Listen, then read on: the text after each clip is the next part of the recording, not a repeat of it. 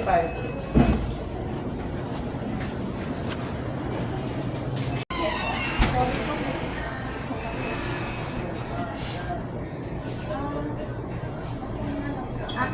Electric light naman, although yung pinaka-deficit talaga niya, right-sided. 2 out of 5.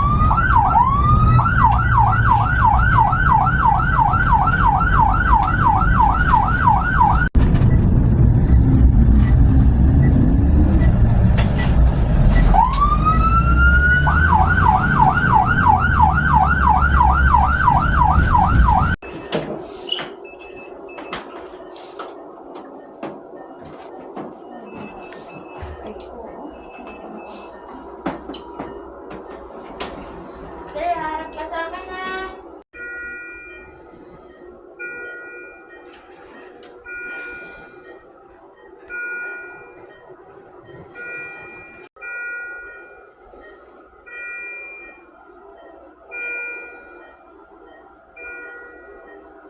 Maaaring mangyari, maaaring nasa table, maaari na namang hindi, ma'am, dahil maaari tayong lumusot, no? But I also need to tell you, kasi mas mabuting prepared kesa gulat kayo tapos hindi kayo makakaisip kung anong next step nyo.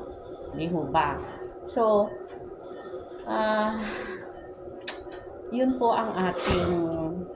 ang ating medyo direction. Ngayon, usually, ma'am, lalo na pag matanda, pero si Sir bata pa. Oo. Magpi-50 po siya sa April 19. Yes, napakabata pa nga.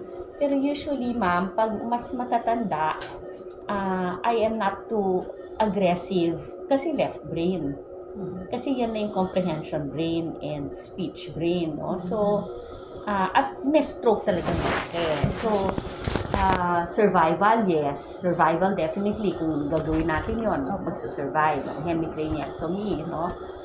It increases, hindi sa magsusurvive, it increases the chances of survival, no? Pero, yung outcome, ma'am, yung tinatawag na clinical outcome or quality of life later on, hindi babalik sa dati, ma'am. Hindi babalik sa dati kasi yung left brain ang na-stroke natin. Maigi sana kung yung right brain ang na-stroke, very aggressive rin ako doon. Kasi pag ang right brain po